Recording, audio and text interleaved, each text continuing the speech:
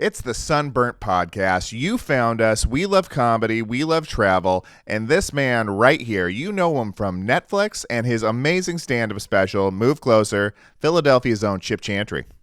And you know this gentleman from that video of him getting kicked out of Burger King in St. Louis, Emmy Award-winning writer, producer, and just great pal, Thomas O'Brien. When they promise to have it my way, I expect them to deliver, Chip. Hey, no qualms here. No qualms here, buddy. If somebody messes up your order, you should be allowed to throw a Coke. Absolutely. Iced or not. Yeah, just get it in there. You should be able to yell, jump up on the register, which you did. Mm-hmm. Totally fine. Yeah. Did they give you a free apple pie? No. No, they did not. What they got was a large Diet Coke right in the mug. Mm-hmm. And it led to one of my big early Hollywood pitches, Beverage Justice. It was a reality show where people got justice through liquid means. Yeah, and I think that is the type of justice we're all looking for in this world today. Unproduced, but got a lot of positive meetings out of it. Chip, I got a question for you. Are you one? I am. Are you one, bud? I am. Let's do this. Whew. I'm so excited to jump in today. We got a lot to cover. And, hey, by the way, I got a lot to cover as far as my skin here, making me feel nice and protected. We're heading into the point of the year where this makes sense just anyways. It really does. I leave the house now, and I forget that this is in my studio, and I need to cover up because it's getting toasty in Philadelphia these days. Yeah, I'm covered. You know, I've been a long time screener, but I even got a second bottle right here. Just in case the apocalypse hits and I'm stuck in the studio. Speaking of the apocalypse, we're going to talk about a big old brawl on the high seas today. Oh, my gosh. I'm so excited about this. A rumble on the high seas. What could be more exciting? Literally nothing. We're also going to talk about you had an experience at the airport. Mm-hmm. We're going to get into a little later. And then keeping a transportation theme, ship,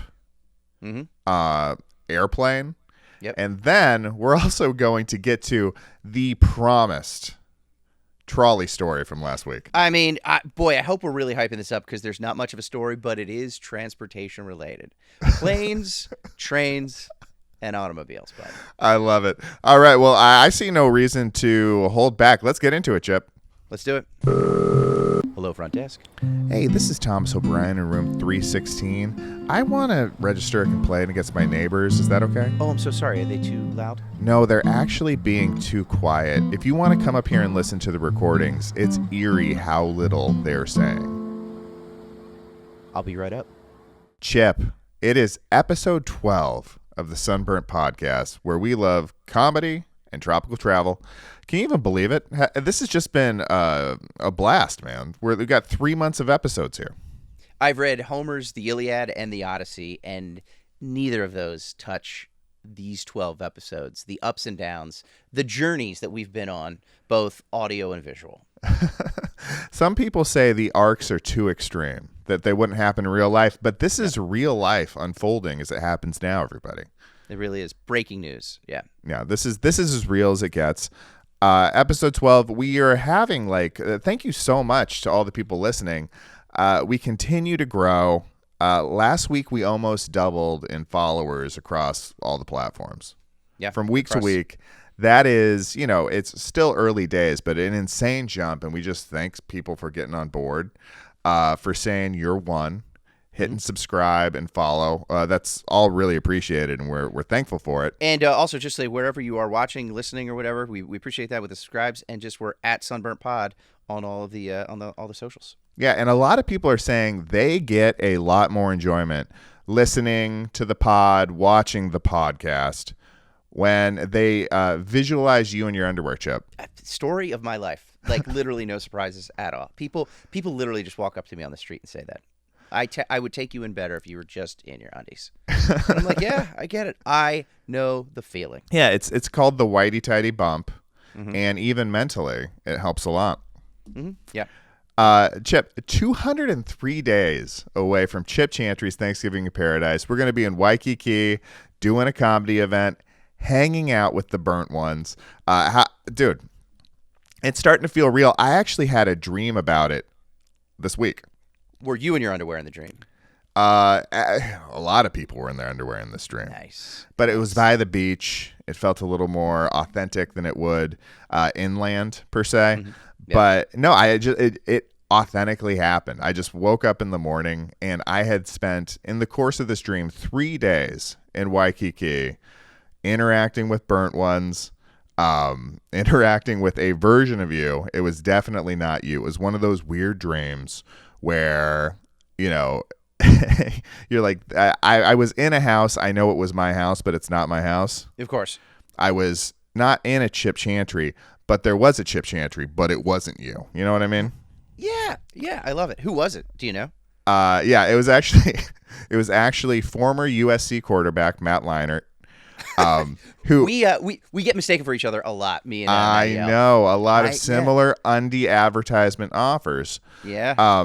But yeah, I've never met that person before. Mm-hmm. I surprised I could even remember the name, but that was him in the dream. He had never done stand-up before. He was very nervous. And Sure. I think that'll be the big difference between Chip Chantry's Thanksgiving in Paradise and Matt Leinart in my dream is that you do this professionally and well, nationally touring comedian. Matt Leinart had never done stand-up before, and we sold a ton of tickets. And it was like he was just getting hammered in a bar before the show. And I was like, Matt, this isn't a good idea. And he's like, I got to loosen up. I think Warren Moon was the bartender. He was an old Oilers quarterback. Of course he Much was, different yeah. generation. No idea where these things are coming from. But all that to say is I would not be having these dreams if it wasn't fastly approaching and I wasn't incredibly excited. So come with us, people. Come to Hawaii this Thanksgiving. We're going to be there all week, hanging out, having a great time. And yeah, I'm doing shows the night before Thanksgiving, and then I'm going to have the Feast of Feasts the next day. Oh, we are going to get down on some turkey and an island. Mm-hmm. Come with us if you want to spend Thanksgiving in paradise. Speaking of paradise, Yes. we saw some paradise happening over the course of the week on the internets. Yes. A brawl on a cruise ship. Just the headline alone jumped right out at me. I was like, how did this happen? What's going on? And is this something, I could conceivably see myself being involved in? Yeah. Am I going to get in a rumble on the ocean? I feel like it's a place to do. If you're going to get in a fight on a cruise ship. Like it's the time, it's the place. Have some fun. And again, you and I have never, we love vacation, we love tropical vacations. You and I have never actually stepped foot on I shouldn't say that. I was on a cruise ship when I was 12. Is it the Queen Mary? Queen Mary in Long Beach. In Long Beach, I did. Yeah. I toured that when I was 12 years old. But that, of course, that's right on the. Yeah, that's not sailing the high seas. It's on the dock or wherever you would find. Have you been there? No, I've never been in there, but Chip, that's supposed to be haunted. And it was. We heard about it. I remember 2 things from that day when I was 12 years old out in California. It was our last day in California, so we were like flying back that night. So that's always, that last day of vacation is always weird. It's a weird one. It's a very strange day because you want to enjoy yourself, but you're in that weird headspace. And I was 12 years old. My molars were still popping out. Still had a couple of those baby tooths. And I just had the worst pain. And I was just trying to rip a tooth out of my 12-year-old. And it was just, and I was like, oh my God, And so that was right. And then the only other thing I remember from the Queen Mary was the tour guide took us to the there was an indoor swimming pool. Ooh. And she said that you could hear sometimes footsteps of little children like running around the pool area, and people would come in and they would see like wet footprints along the pool. Oh, Chip, come on. But no children about. I don't like that at all. I don't like, and you experienced all of this firsthand and can vouch for it and go surreal. Oh, I can vouch for the fact that a struggling actor who was a tour guide told me that information. I can tell you that. I can't say that I firsthand, but she seemed to be very certain that this happens on a regular basis. But according to Brittany, 100% legit. Yeah. Supernatural is actually natural. And part of our world. We can cut this out, but did I tell you about the trolley tour that Kim and I took in Cape May a number of years ago with the old lady? Okay. This is one of my favorite I know I talked about I did a trolley tour. I was performing on a trolley tour just last week. We were going to talk about it last week. We didn't get time. But a number of years ago, about 10 years ago, Kim and I went down to Cape May, New Jersey for a long weekend. We had never been to Cape May. Now, Thomas, if you're not familiar, Cape May, it's the bottom of the Jersey Shore. It is the furthest place south on the Jersey Shore that you can The get. Tootsies of the shore. It's the Tootsies, the little twinkle toes. It is this beautiful old town. It's very quaint, Victorian houses, like very bright, colorful. Picture the Painted Ladies in San Francisco, but like it's like all of that. And it's a very quaint, kind of high-end spot. So we stayed for a couple days, bed and breakfast, whatever. Bed and breakfast, we need to talk about bed and breakfast sometimes. Not necessarily a fan. Yes and no. There's positives and negatives. But we decided to go on this ghost tour this one night, and it's on a trolley, and it was a little rainy that night, which adds to the fun. But it was just this. I'm going to call her a 75-year-old lady who was the tour guide. She was just a local down there. I'm sure she had money. She's doing this for fun, something extra to do. But she's also been doing it for years, and you can tell that it's weighed on her. So we just drive around on this trolley, and which is basically a bus. And Kim and I luckily are sitting all the way in the back. We're in the back bench of the trolley, and this little old lady is sitting up there, and she's every story on these ghost stories. It's like, okay, and this and like we're not getting out at all. We're just driving around. Right. And she's like. And then you pull over and you're like, and in this Victorian house in 1893, there was a horrible fire and 12 people died. And then, some ghost where it's just some ghost story. And everyone is like, every story ends like, and nobody can explain why they hear those noises, And that's all. That's the end of every ghost story. Yeah. So what she would do is just add the Twilight Zone music at the end. Oh. Where she would just go, so the bride who was jilted on her wedding day, people still see the silhouette of a bride in that upper window. So, do do do do do do do, like yeah. But here's my favorite part, and this is why she's one of my favorite people on earth. She's just been doing it for so long. She doesn't put any effort into the Twilight Zone music anymore. So I'd say at least a dozen times on this tour, at the end of every story, she'd be like, so we smell cigar smoke and we see the silhouette of a man up in the attic every once in a while. So do do do do. And she would. Oh, it was with her mouth. It was with her mouth. She's saying. Oh, yeah, she would. I thought there was a little production going on. There was a soundboard. Somebody was hitting the ones and twos. She was just doing it, but instead of going do do do do do, she's just over it. She's like, so we'd see the silhouette and no one can explain it. So do do do do. And I just got one of those just like laughing fits. I'm in tears, but you can't. It's like laughing in church because you're not supposed to laugh at this. Yeah. Luckily, we're in the back of a dark trolley. I am doubled over every time. And like Kim is laughing too, but then she's getting embarrassed by me because she's like, don't let this poor lady hear you. And by the way, she's not poor. I'm sure she is very wealthy. She lives in Cape May. Just like don't let, and I'm trying not to laugh, but and you knew it was coming. Like the lead up is always the best part. It's so good because it's just coming in for home, and then we would hear children's laughter in the basement, and you would go down there, and there was no children down, and I just here comes. So do do do do, and I just doubled over in laughter. It was one of my favorite. It's probably my favorite tour I've ever taken. We actually did a tour too. Speaking of ghost tours, when we were on our honeymoon, we took a road trip down south, and we hit cool towns: Asheville, Athens, Georgia, Savannah, Georgia is one of my favorite places on earth. It's the best. But we did this tour. It was Spooky Steve was the guy's name. And just alliteration. I love it. How great. And it's just this big guy with a beard. Just picture like radio DJ from the 70s, but he's over it now. Wolfman. He looked like the Wolfman Jack, kind of.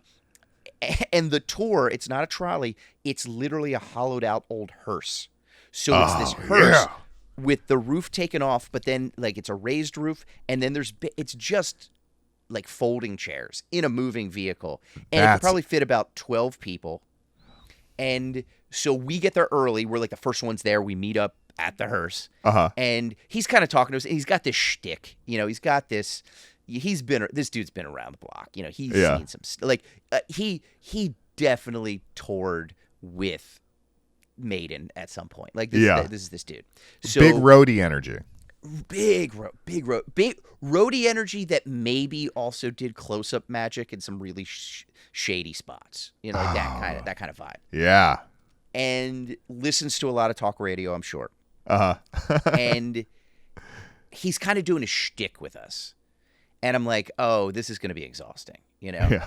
And then he's like, so what do you do? And he's like kind of flirting with my wife, finds out we're on our honeymoon, but he's like flirting with her, you know, doing that thing. And he's like, and what do you do? And I don't usually say this a lot, but like, yeah, I think my wife, Kim, was like, she's like, he's a comedian. And he's like, and then his just demeanor just changed, just went deadpan and goes, oh, you're a comedian. I was like, yeah. He's like, oh, so you're an entertainer. And so then he and I are brothers, you know, because he's an entertainer, I'm an entertainer. He's like, oh, we're going to mess with all these people together. So then we became boys, and he wasn't trying to do the shticky stuff with me, but he was like looping me in with the shticky stuff, which I was totally down for. Yeah. I was totally in. And just a bunch of these ladies and a bunch of other people, and we had the best time going on this ghost tour in a hearse through spooky Savannah, Georgia. Like there was one time it was one of my favorite pictures from our honeymoon is just a picture in the dark with a spotlight on my wife with her hand stuck into a house. Like there's a hole in the side of this old house and she has her arm stuck in it because apparently you can feel somebody grabbing you every once in a while. Oh my gosh. Yeah. That's spooky. That is spooky.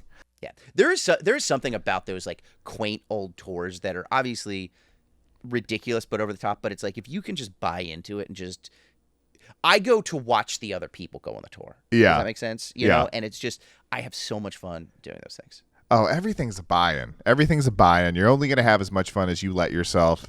And that is particularly true of comedy and like horror movies, scary stuff. Yeah. Like if you decide this isn't scary, this isn't funny, nothing's going to change your mind. But as an audience member, if you go in there with an attitude of like, I'd like to be here, that's why I paid money to be here, you're going to have a pretty good time either way. Yeah, that actually happened to me. Okay, we were going to talk about this last week, but I did those trolley tours. I was the host for you were the spooky Steve. I was the spooky Steve. So my buddy Tim has a trolley company. It's called Founding Footsteps in Philadelphia. He's great. He does walking tours, but he's got all these trolleys. Tommy, they're BYOB, so you can bring some of your own booze, bring some beers, whatever. And he does historical tours. He does different themed, like true crime tours. He does a Christmas lights tour every year. But he does this, it's called Stand Up and Drink, and where you literally take this trolley, there's like 30 people on it, and there's a handful of comedians, and we literally do stand-up comedy in the most difficult spot in the world, standing up as a trolley is moving. We're standing and moving backwards on a trolley with a microphone in a moving vehicle through downtown Philadelphia. It's a physical challenge. It's an added physical challenge to the stand-up process. And mental challenge, because you're in the city of Philadelphia, so I'm just trying to tell jokes, and the craziest stuff is happening 5 feet away on the sidewalk, you know? So you really have to, you kind of make it a tour, you kind of make it stand up, you do crowd work, you're dealing with what's going on. Like I'll see an old building, I'll make a funny reference to that or whatever. And you guys do just go north and south, up and down Kensington, back and forth. That's kind of the route. Just really under the L the entire time. The entire time. No, it's fun. We start very close. We start in Fishtown, which is right near Kensington, right by the L, actually, at the Punchline, great comedy club, which I'll be there tonight, actually. I'm doing a show at the Punchline tonight. They pick up the Punchline, and then we just sort of drive around the city for like an hour while 3 or 4 comics do stand-up, and then they end up at like a beer garden or maybe a brewery or something like that across town, and then we stay there for about an hour, and then they jump back on the trolley. There's no more stand-up then, because it's like you want to just let people sit on a trolley and enjoy themselves, play some music, just enjoy the sights. So it's a fun night, but there was this one guy who just didn't have the buy-in. And I don't know how much you dealt with this in improv, but it's just this one tough dude. He had shades on. And, like, arms crossed, he's got his lady friend there, and she's kind of enjoying it, but enjoying it only as much as she's allowed to, basically. Oh, no. And he just has this, like, look on his face, and he's right in the second row. And the first 2 comics made reference to him, and you could tell he did not like it. Oh, Like, he yeah. was just That'll like, get him going the other way as fast as just possible. the other way. And it's not their fault, but they're trying to engage him at least. And I'm up there for like 3 minutes, and he says, "I guess you're going to say something about me." And I was like, "Oh no, I don't find you interesting at all." and I just kept going, and like you could see him just kind of break, and then he started laughing because I'm not giving him what he wants, so he needs to please me now. And I hate to say this, Thomas, I don't want to take a dark turn. Right after that trolley tour, he got off. He was hit by a vehicle. He's no longer with us. But sometimes when you get on that trolley, you can see the silhouette of some sunglasses and a disapproving snarl on a ghost's face. So do-do-do-do. Gosh, a trolley tour that will live on in infamy. Yes. It's such a fun thing because the whole point is that it's a disaster sort of as a comedian. It's not the easiest thing to do, but you just sort of throw the playbook out and you're just like, I'm just going to have fun and just be goofy up here rather than these are my prepared jokes that I've worked hard on. It's like you can do a little bit of that, but it's like we just have to have fun here. And like something happens, there's a fire going on right next to you, like a house fire, or there's a car accident, or just somebody crazy on the sidewalk having a crazy argument or whatever. And so I'll engage them. I'll just talk to them, be like, "What are you guys yelling about?" And then we do crowd work with people on the sidewalk. It's fun. It's a good time. So if you're ever in Philly, Founding Footsteps, all the tours are fun, but that stand up and drink one is a really good time. Yeah, dude. Well, finally we got to the trolley story. What a natural segue. The universe just needed it to get out today, Chip. If there was anybody that was really excited about a really good trolley story, I apologize because we just had a good time. We just had fun. That's all it was. And you led into it with the haunted trolley. Dude, the haunted trolley lady is still, I want to find her. I hope she's still with us, and I hope she's still doing that. I haven't been back to Cape May since. So she, I hope she's still doing what she's doing. Well, I mean, and also, is there a chance she is the mother of Spooky Steve? Oh, yes, there is an outside chance of that happening. Speaking of Spooky Steve, he was getting out of Dodge when we were taking the tour. So this is our honeymoon 2017. He was like, "Oh, I only got a month left, and then I'm heading out of Savannah. I'm taking the business elsewhere." Thomas, you got 3 guesses. What United States city does a guy like Spooky Steve, who probably had, I think, big burly guy, beard, I think ponytail, and also top hat, like that kind of situation. Oh, okay. Right? Where he keeps his, potions and mystic scrolls and probably a little cocaine. What U.S. city was he taking the hearse tour to? 3 guesses. Okay. Number 1, St. Louis. Good guess. No. I could see this guy's got some spunk to him. I could see him going any direction, but Miami? Yeah, go west, young man. West. Santa Fe, New Mexico. That's a good one. That's the closest. Dude, he's taking it to the big show, Tommy. He was taking it to Las Vegas. Oh, my God. He'll never make it. It's too much competition. The next time you're in Vegas, look up Spooky Steve. I think I do have his business card somewhere. Okay. Well, gosh, dude, maybe we got to put it together then. If he's in Vegas, we can get to Vegas. Yeah, we can. We get some shows going, have a couple of nice meals, get Spooky Steve on the podcast. He's an entertainer. He's in the Brotherhood. I would love nothing more. I love a nice alliterative name. Spooky Steve. Yep. That is beautiful. Do we get to some literal hard-hitting news? Yeah. Oh, yeah. We got to get into it. We've got a bash at sea. I'm so excited about this. So, like we've talked about, you and I have never been on a cruise. We want to go at some point just to experience it. This Carnival Cruise Line from a week or 2 ago got a little extra entertainment, a little danger, a little fun. I mean, we went through that pirate phase for a while, I think, Yeah. And now the call is coming from inside the cabin. Oh, because my gosh. there was a 24-person brawl on this Carnival Cruise a couple weeks ago. I mean, okay, so apparently they're having a good time. They were going on this so it started, I think it started and ended in Galveston, Texas, which Galveston, Texas, I've learned, I did a little research. Please chime in if you're from Galveston or if you've been there, you know anything about it. Galveston is the Atlantic City of Texas, it seems like. Very touristy. Something about muddy, dirty water washing up from the Gulf Coast. Again, I'm not trying to malign Galveston. This is just what I've read. So please tell me if I'm wrong. And right there in the heart of the Gulf of America, right? The heart of the Gulf of America. And it just seems like a wild, wild place, even for Texas standards. It just seems like it's crazy. So they went on this week-long Western Caribbean cruise. They went to, I think, Cozumel, Mexico, and a couple other places in Mexico. I think a place in Honduras they stopped.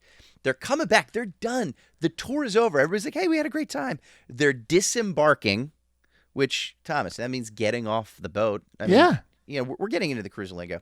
They're disembarking, and nobody knows exactly what happened, but all of a sudden, 24 people are just throwing arms, throwing hands, just going crazy, and it was here's the best part. It was as they were getting off the ship. So it's like the cruise is over. We've done it. We have landed in America. You know, the Pinta, the Nina, the Santa Maria, we're all here. We've put the flag down for Spain. You think everybody's good, but then in like the luggage area, like where I guess you got to go through like customs or whatever, there just was a wild brawl that was caught on video. So check that out. You can look it up online. And has resulted in 24 people being put on the no sail list. Oh my gosh! Which is just they're not sailing Carnival Cruise Lines anymore. It's just they're out, or any of its subsidiaries. And it's a shit because they were done. They were almost there. We did it. Yeah. And then they. But man, okay. Not the greatest probably PR situation for a cruise ship. But also, that does add some extra excitement. We talk about themed cruises. I think that could be fun where you're on a cruise and the theme is a fight could break out at any time. Yeah. Brawl. That's fun for me. Like, just you come out of your cabin, you're like, I'm going to go sit by the pool for a little bit. Oh, wait, there is a 24-person melee happening on the Lido deck. It is scary, but that is just a jolt of electricity. Mm-hmm. Like when you think like you have that you at a bar or a restaurant and you hear some voices starting to escalate, that gets your heart pumping, it gets the adrenaline going, and just a cruise where you know that could happen at any moment. Yeah. That's pretty exciting, Chip. It really is. And like I don't want to I'm a lover, not a fighter anymore. Yeah. I've had my history. There's been a couple of instances where either I've wanted to or I've been sucked into a melee of some sort. But yeah. It's not fun when it's you necessarily. I mean, I'm sure there's some people who thrive on that, but when it's around you, to me, that's fun. You're like, oh, I'm watching these people just devolve. They've been on the high seas for 7 days. Yep. They have liquor in them. I'm just saying it. Maybe a little bit of scurvy. We don't know. We don't know how many limes they brought on this ship. They're not getting their vitamin C like in the olden times, and they've just kind of worn out. It's a little sloop John B situation. Yeah. I feel so homesick. I want to go home. And then just, man, you're hanging out in the buffet and you're like, boy, isn't this cantaloupe really fresh today? And then just boom, bang, 24 people, 24 are just going at it. Yeah. And here's the thing. So they were basically getting off the ship as it happened. So they're just like, and stay out. And then they're not allowed to come back. So they're banned now. I wonder what happens. What does it happen if you're on day 3 and you're in the middle of the Gulf of, let's just say, America, because that's what's on the maps now, and is very silly. But what happens when you're on the high seas? You're in the middle of the Caribbean, and do they just say, all right, knock it off, go back to your cabins? Are they grounded? Do they get airlifted out of there? Are they in the brig? Yeah. I believe the brig is the jail for the ship. Like, what happens in pirate times? I mean, are they walking the plank? It's the plank. That's a plank situation, and I think it still might hold true to today. You walk the plank. The loser of the fight, that's where you got to be good, is walking that plank. Maybe. By the way, do you know what getting keel haul means? No. Do you know? Okay, this is rough. Okay, I don't want to get too negative, but it is a dated thing from the days of pirate lore. Yeah. But back in the day, if you were, assuming a pirate ship, I guess it was, there was a couple of punishments. Like if you did something really bad, if you're a pirate on the ship. By the way, okay, is everybody on a pirate ship a pirate? I guess, right? I don't know. There might be a cook or something there might be some tradespeople. But is he a pirate cook? Like, is he considered a pirate? Like, I yeah, don't know. I guess. And I guess. I'm sure they could have like I know they would like kidnap people and they would be sort of like their, servants, slaves kind of situation. But yeah. they become. By the way, one of my favorite songs of all time. If you throw it out there. Stephen Malkmus and the Jicks. Stephen Malkmus, lead singer of the band Pavement. It's like my favorite band. In his first solo album, he has a song. I can't remember what it's called, but it's basically about he and his family were taken over by pirates, and everybody else was basically killed. He was like 17, and they kept him on as a mascot, basically like a slave. Swap the decks and stuff like that.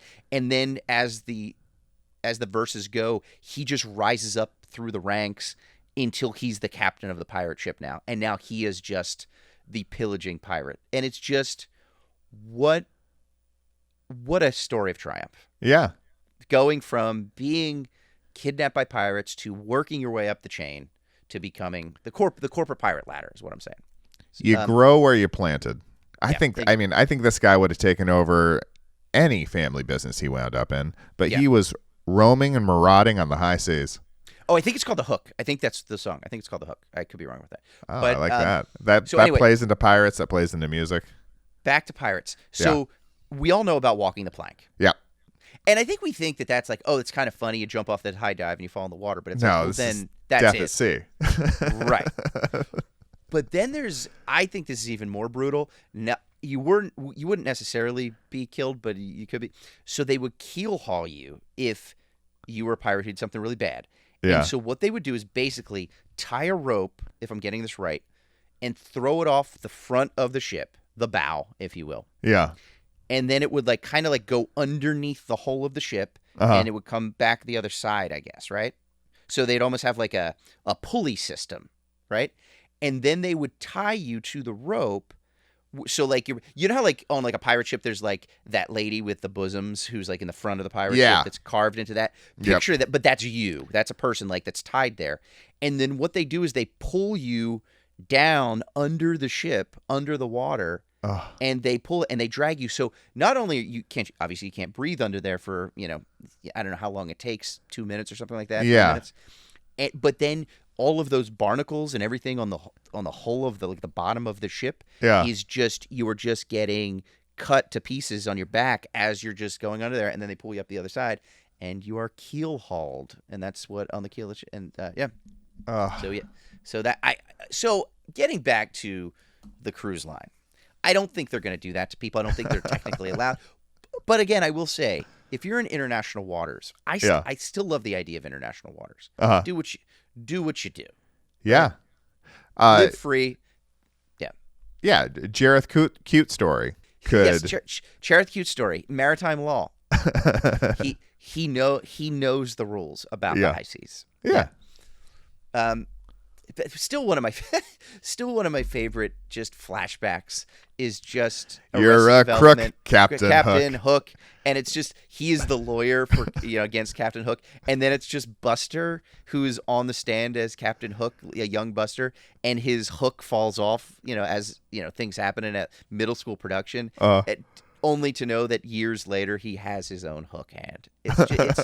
It's such. Arrested Development, favorite TV show of all time. God, it's so. He ended up being all right. No, he is all right. I'm a monster. Man. Yeah, an all timer for sure. Yeah. So anyway, these people are no sailed. So they're on the no sail list anymore because they got in a fight on high seas. I think it's unfair. Let them brawl a little bit. Like I get that people want peace and all, but. I don't know. Maybe a little brawl every once in a while on the high seas just adds to the excitement. Yeah. I mean, you got to look at it glass half full. But also, how many people are piling on these cruises that you can just kick 24 off forever. Carnival must be doing all right. They're all right. Yeah. And by the way, speaking of Carnival, I'm reading the story, I'm looking it up, finding this, and there is my new favorite person. And I need the listeners, the viewers, to check this guy out. His name is John Heald. I believe it's Heald, Heald. John Heald. He is, I believe, the head of public relations for Carnival Cruise Lines. He was a cruise director. He kind of worked his way up through the system, and now he is the head of PR. And a number of years ago, I guess it was Carnival or somebody asked him to start writing a blog about his life at sea and about being a cruise director. And he's pretty funny. He's kind of brutal sometimes. Like it's like a very sometimes inappropriate, which I love. Like as a PR person for a company, like you're so buttoned up, and this guy kind of lets loose sometimes, which I'm here for. I think you are too. Like it's you got to in the cruise industry. You gotta unbutton the top button of that Hawaiian. He's below deck, baby. And but he's this British guy. He's this older British guy. And he does this blog, but he also does, I'll call it a vlog, even though I hate that word. He does videos like every so often, like once a week or whatever. He does these little 3-minute videos where he answers actual emails from people that send in that ask questions about cruises. Sometimes it's people complaining about stuff to Carnival Cruise Lines. And instead of just pacifying them, he makes fun of them, which is, I love it. Like he's like my favorite guy. He's like a young Alfred Hitchcock because he's got the British voice. He's got a little bit of that look. He's very dry. He's very funny.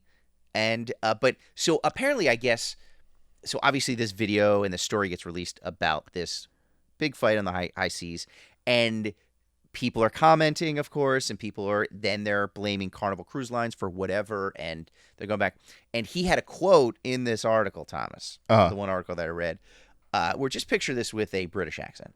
And he just said, and by the way, so he's talking about a couple dozen people. He's not talking about the fighting people. He's not a fan of those people, but I think it's like the commoners who are like talking ill about Carnival Cruise Lines, Yeah. He's got to deal with it. So this is his quote, picture it in a British accent. He said, "I've had a challenging week. I'm sorry. He's quoted as saying, I've had a challenging week here defending the company I love from a few dozen nincompoops who love to jump on anything they can and aim a kick at Richard and his two mates." And Richard and his two mates is my favorite thing in the world. They want to jump on anything they can and aim a kick at Richard and his two mates. I think you know what he's talking about there, Thomas. It's Twig and Berries, Chip. The Twig and Berries. And this guy, so look him up. He's on Facebook, and he does videos on Facebook. And in other words, John Heald. I hope he's a burnt one. I feel like he is. Oh, definitely a burnt one. This dude loves vacationing. It's his job and his life, and he's funny. I love this guy, John Heald. So I'm a big fan of the man. I love it. There's not a lot of modern PR that's saying, you know what? When the tough gets going, when you're having a tough time corporately, when people are storming down your gate, just reference male genitals. Just throw it out there. Come on, Thomas. It's gonna fix everything. No, that's a renegade. I love it. Yeah, I love it. That's way off the playbook. He is a renegade PR guy. Okay, speaking of renegades, Tommy. Yep. We like to celebrate things. I'm celebrating this. By the way, I don't see anybody get hurt. Like I get it, but yeah. Hey, come on, a little brawl on the on a ship. Let's have some fun. Like here's what it is. I think this is, if I was a cruise director or if I'm in charge of security, let's say we are in the middle of the high seas. Yeah. And there is a 20-person brawl, let's say on a deck. Right. I'm not sending out security guards. By the way, they did say in the article that these security guards tried to, but basically in vain. They're trying to stop this, but it's just a complete, just disaster. Everybody's going crazy. What I do, here's my play. Don't send out security guards with like whistles or with whatever. Is just, you just stop the music, because there's music playing, I would assume. A lot. Yeah. And you just put on yakety sax, the Benny Hill music. Because I think if I'm in the middle of a brawl and I hear that, I'm like, oh, everyone's making fun of me right now. Everybody's videotaping me fighting with the Benny Hill music playing in the background. I look ridiculous. we better knock this off, or we're going to become internet famous. Yeah. In a way that we don't want to. So that would be my play as head of security for a cruise line, is just something like Crazy Lake goes on, yakety sax on. Yeah, you gotta throw some water on that male ego, because let's be honest, this was a bunch of dudes, right? Yes, yeah. It's an emotional keel hauling, is what we're saying. Yeah. I can't imagine anything much worse than losing the fight and having the music come on. You know? Yeah, no, that's you are just getting smashed in the face when you thought you were going to be home in 15 minutes. Mm-hmm. And then there's parody music going over the top. That feels bad in 15 different ways, Chip. Exactly. Okay, but we want to celebrate this thing. Again, themed cruises. Mm-hmm. What if this was the theme? Like, we're ramping up to something here. You're like, this is a cruise you're going to go on, and there's going to be some brawls. And you're like, I'm here for it. I want to watch. I want to be a part of this. There's a huge market for this. I think there's a real opportunity if they could brand it the right way, Chip. And it's all about branding, Thomas. Mm-hmm. It's you have these historic boxing matches, the Thrill in Manila, yep. the Rumble in the Jungle. Here are some of the best branded names for this brawl on a cruise ship. I'm so ready. Let's hear it. Okay, so you want to make it fun, Thomas. I'll start with one. Haymakers on the High Seas. I like it. You're just in the Caribbean, and people are just throwing those fists around. Haymakers on the High Seas. I love it. What about Brawl in the Hall?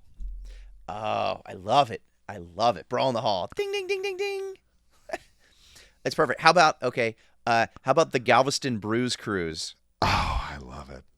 I love it. Where are you going? You're going on the Bruise cruise. Oh, you're going on the Booze cruise? No, the Bruise cruise. Yes, there will be booze there, and I'm sure that's what fueled some of this, but I'm going on the Galveston Bruise cruise. What about the saltwater slap fight? There it is. Just a little salty, a little slapping around. It makes it fun, Thomas. I love it. Going off a classic, just how about Mutiny and Going to County? So the old Mutiny on the Bounty, but hey, we're gonna get locked up for this one. Decked on the Deck. just keeping it simple. The play on words. Decked on the Deck 2025. I'm in. Okay, because of where they were. Golf of American Gladiators. That's got a nice ring. And you know that's a new cruise. This isn't a stale cruise. No. That is new stuff. They're keeping it relevant. All you can beat. It's not just the buffet. It's a buffet of violence. A buffet of fists, yeah. A buffet of fists, just nothing but knuckle sandwiches, just as far as the eye can see. Here's one. The Lido Scuffle. Okay, so the Lido Scuffle, the Lido Deck. Yeah. Yes, listeners and viewers, that is a Boz Scaggs reference from 1976. And that is the updated 2025. That's how within the zeitgeist Thomas and I are. I just made a Boz Scaggs reference. The Lido Shuffle, great song from the 70s, Thomas. Sounds a little bit of like Bruce Springsteen. But you want to bring the Skaggs back. That's what I'm saying. Yeah. What is old has been made new again. Mm. I'm not super proud of this. Yep. TK Overboard. Okay, that might be my favorite one. That honestly, I see that on a T-shirt, Thomas. TK Overboard. Yes. I'm in. Ding, ding. I'm ready. It's Saturday afternoon. TK Overboard. Here we go. I'm branding the ship on this one. Yeah. The SS Donnybrook. Oh, that's great. I like that. I like that. Donnybrook. That's such. When I learned that a Donnybrook was like a massive brawl. Because it's silly. It's fun. It's one of my favorite terms is Donnybrook. Yeah, it works. Letterkenny introduced people to a lot of hockey slang. I had no idea. Right, and the first episode, and I had known this word before, but the first episode of in the Oh yeah, pilot, you ready for a Donnybrook, boys? you ready for Donnybrook? It's beautiful. He whips off his tarp. Mm-hmm. This is my last one, I think. And I got one more. What about shark cage? Shark cage. It's MMA because you can dive with the sharks, but you can also fight in a cage. Get in the cage. It's the shark cage match. Like it's Shark just, cage. I'm 100%. That's just. I mean that. Last week we talked about no fear T-shirts. Yes. I'm seeing this. Just a bunch of dudes with fins on their backs just throwing at each other. Oh, yeah. I love it. The logo possibilities are intense. That might be my favorite one, Thomas. That might be it. And I'll just it's a different cruise line, but hey, we're not married to one cruise line. No. I'll finish off with this one. The Battle Royal Caribbean. Oh, perfect.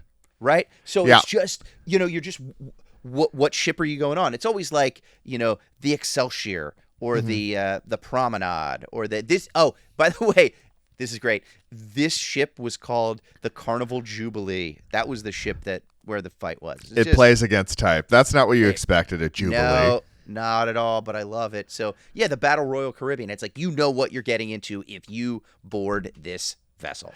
I think these are all very specific names, Chip, and I think Carnival Cruise or any other cruise line that wants to do a violence-themed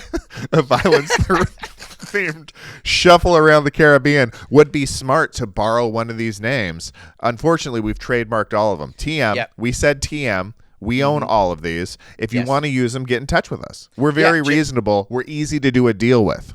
Yes. Just email us at sunburntpod/greenday6969311 at comcast.net. And we'll see if we can work out a deal. Yeah. I just want to. Okay, here's my question for you, Thomas. Would you fight on a cruise? Like, would you? Is that something you're going to do? You're there. There's the possibility. The electricity is on the high seas. The storm is a brewing. Yeah. Are you going for it? Or are you just avoiding? Oh, I'm avoiding. I mean, it's not even at this point in my life. I am absolutely avoiding. There's nothing for me to win at a cruise. And also, it's just like, man, if you are brawling on a cruise, unless you really love brawling, you have messed up your cruise. Yeah, you are in a terrible headspace. You were not having a good time. You just kind of needed to make sure everybody else didn't have a good time. And I'm not speaking specifically. Whatever situation happened on the Carnival Cruise Line, who knows? Like, things can happen, family disputes, disrespect, all that stuff. Things can happen, but for me, like, I'm doing everything I can at this point to avoid a fight, because it's just like, it's dumb, and I'm old enough to now know that it's dumb. And I've kind of left that chapter behind me, as you have as well. Aggression is not appropriate. That's why we rely on passive aggression. We use our words to hurt people emotionally.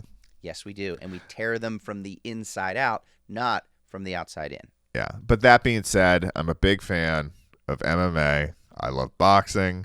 I can watch all that stuff and enjoy it. And there is just like a little piece of me inside that, like, if I'm a safe distance away, nobody I love's in danger, I don't need anybody or want anybody to get into a fight. But when you hear it start to happen, or you feel it start to happen next to you can't help it. There's just a surge of adrenaline that rushes through the body. And it feels unlike anything else in the world. It's really specific feeling. Mm-hmm. And if you're into that, these cruises would be right up your alley. Yeah. By the way, speaking of MMA, I still think that, again, I don't know the ins and outs of it, but I think one of the craziest careers you could have is it was an MMA referee. Yeah.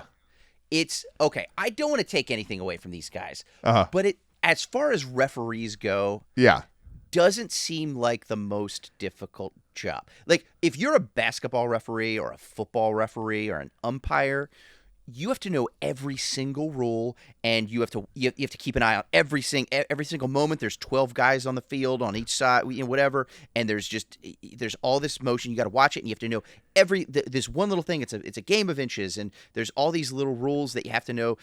Article C from paragraph 2 or whatever of the NFL playbook, right? What does a UFC referee have to do? They just have to stand there and watch two grown men pummel each other to death. And then when the other one is basically dead, he just sort of suggests that the other one stops pummeling him. Like, he's like, all right, I think we've had enough. Like, I feel like that's his one job. It's just like, all right, he's gotten the message. Like, you can knock it off now. Yeah, I'd have to imagine the rule book for all of MMA is like a one-sheeter. Like a nice oneer. Yeah. When one man is unconscious and covered in blood, just sort of suggest to the other man that his job is done. Yeah. But I mean, if you do think about it this way, like, it's a simple request, but for the bloodthirsty maniac that is pummeling that person, maybe even making a slight suggestion feels like an emotional effort. Like, not always. When you see the bloodlust in their eye, to be like, excuse me, pardon moi, from over here on the canvas, it seems like his lights are about out. We could cut this out if I've mentioned this before, but there's a comedian, this really cool dude who used to be security for the Rolling Stones. Did I tell you about this? I don't think so. Okay. There is this guy, I think it's Kevin Fitzgerald. I might have his name right. I think he's based out of Denver. He is a veterinarian and a stand-up comedian. He had his own show on, I think it was Animal Planet for a while, like one of those like vet reality shows, like Vet Hospital kind of thing. Seems like a really cool guy. I've heard him on a bunch of podcasts. Funny guy. And he became a vet because he and his, I think, brother worked security for the Rolling Stones back in the 70s and 80s, I think. And he finally decides that he's like, I can't do this forever. And Keith Richards is like, well, what are you going to do with your life? And he's like, I really want to be a vet. I think I want to work with animals to be a vet. And Keith Richards said to him, he's like, look, if you basically we have a tour coming up. I know you don't necessarily want to do it. You're getting out or whatever. If you work for us for this tour, you'd be our personal security basically for free. He's like, I will pay for veterinary school for you. And Keith Richards paid this guy veterinary school tuition. Right? What a gamble that worked out. Right? And so what he would do is, like, he would see guys, like, fighting in the crowd or whatever. And he was this big dude. Seems like the nicest guy, but, like, you don't want to mess with him. So he and his, like, the other security would, like, go down and there'd be, like, this fight. And it's, like, just picture two dudes just, like, really going at it, in the third row. He would go and try to pull them off. But you got to say something to them, right? You got to say something to them. So but he said the key to it, and I remember this.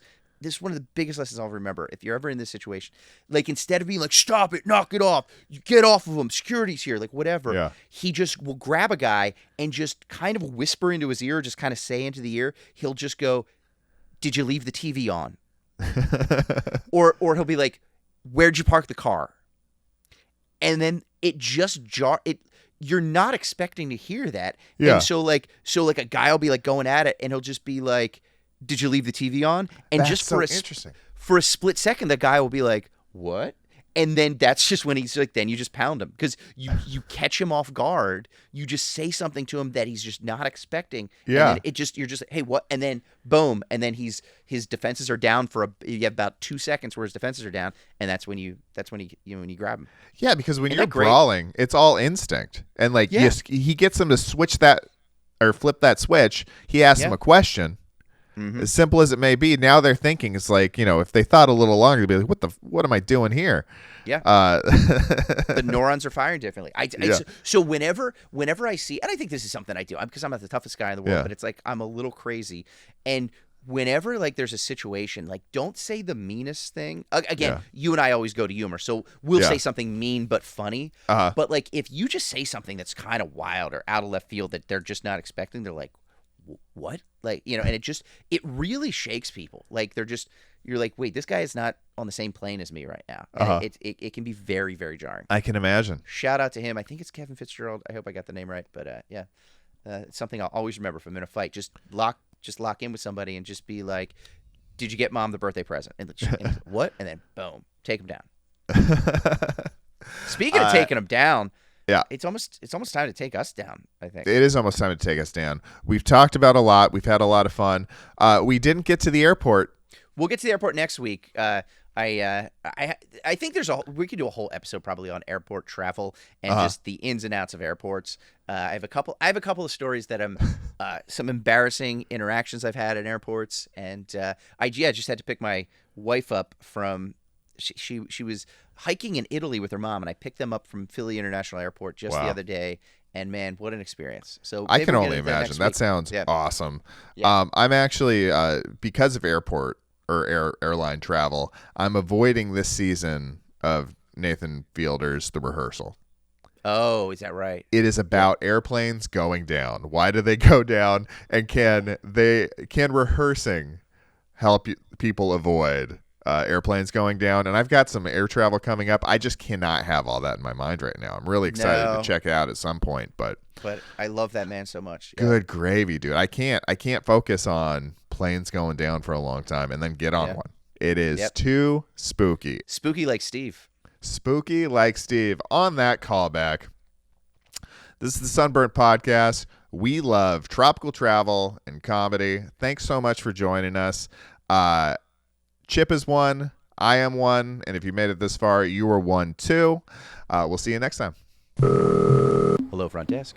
Hey, this is Thomas O'Brien in room 316. I want to register a complaint against my neighbors. Is that okay? Oh, I'm so sorry. Are they too loud? No, they're actually being too quiet. If you want to come up here and listen to the recordings, it's eerie how little they're saying. I think something weird is happening. I'll be right up.